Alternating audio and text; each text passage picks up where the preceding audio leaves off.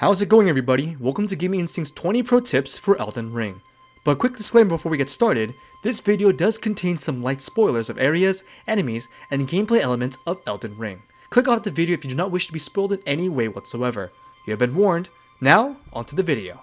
Number 1. You can find random scattered skulls throughout the world of Elden Ring. If they glow, that means they have runes inside of them.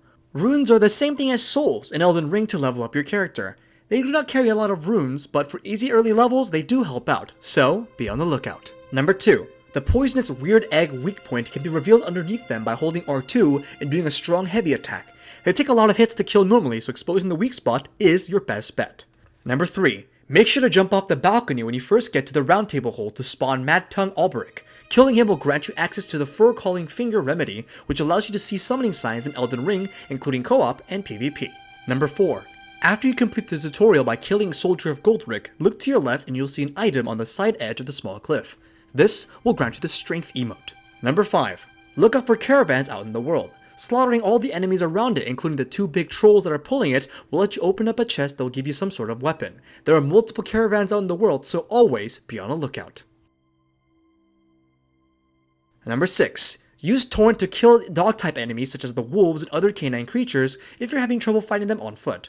Running around in circles and holding R2 and performing a hit and run is the easiest and safest way to take them out. Number 7. When you go up an elevator or down, always remember to step on the center of it again and quickly get off of it. This will make the elevator go back up or down to where it came from.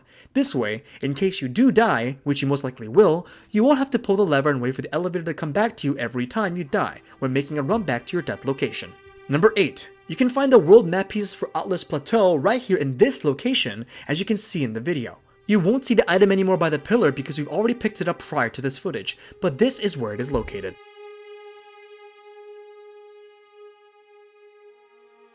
Number 9. Whenever you find a merchant, make sure that you always have some extra runes on you so you can spend them on Stoneware Keys. These keys are extremely useful. They can lead you to hidden items, bosses, and shortcuts. They're worth every rune that you have in your possession. Number 10. If you are new to Dark Souls or the Souls subgenre in general, always be careful where you tread. A harmless looking rock may not be what it seems to be. There are a lot of hidden enemies that are camouflage, so have your eyes peeled. Number 11. The world map piece for Lindell Capital can be found in this location right under the pedestal the horse is jumping at. Again, the item is not present in the footage because it's already been picked up prior to recording.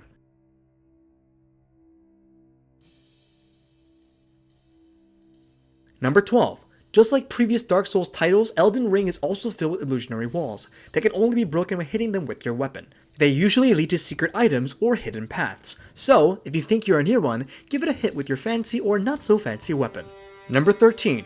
If you're trying to access the map and hear this sound repeatedly,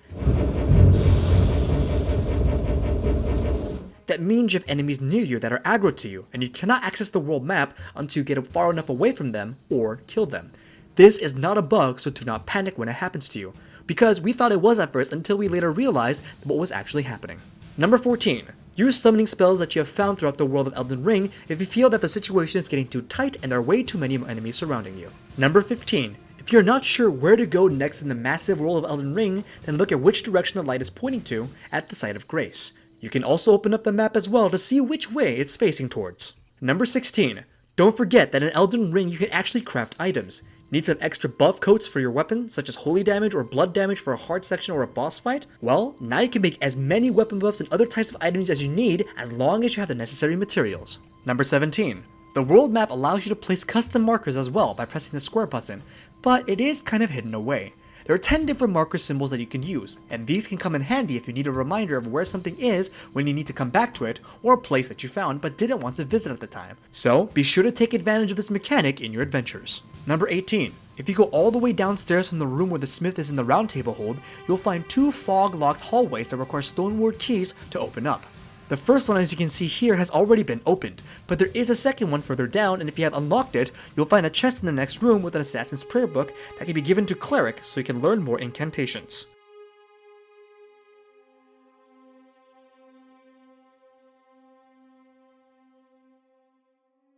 Number 19. Here is the location for the western part of Linuaria of the Lakes region map piece.